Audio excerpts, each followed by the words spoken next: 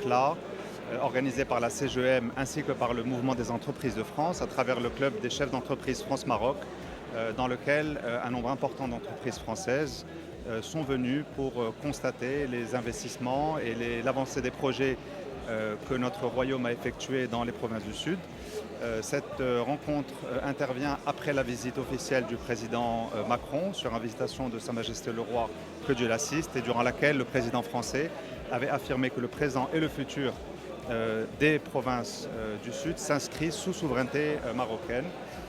Cette rencontre nous a permis et a permis aux entreprises françaises notamment de constater ce que présentait le Sud marocain et de voir des projets majeurs comme le port de Dakhla Atlantique qui constitue un investissement majeur d'infrastructure et qui permettra un développement, davantage de développement dans cette région. Nous avons discuté beaucoup de potentialités dans des secteurs comme la logistique, l'infrastructure, les énergies renouvelables, le tourisme, etc.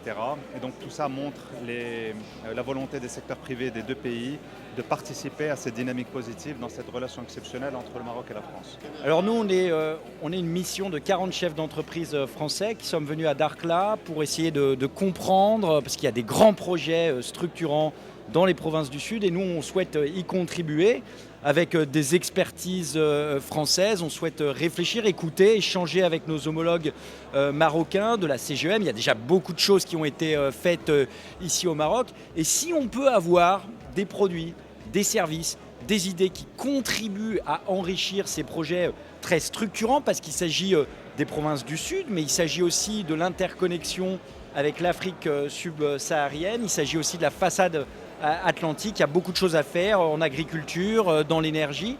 La France demeure le premier investisseur et de loin au Maroc. On souhaite projeter la relation dans l'avenir sur le digital, l'agriculture, l'industrie, l'énergie, mais avec les nouvelles énergies, la nouvelle façon de faire de l'agriculture, transformer les choses ici parce qu'on conçoit au Maroc, on fabrique, on s'approvisionne au Maroc et on exporte depuis le Maroc.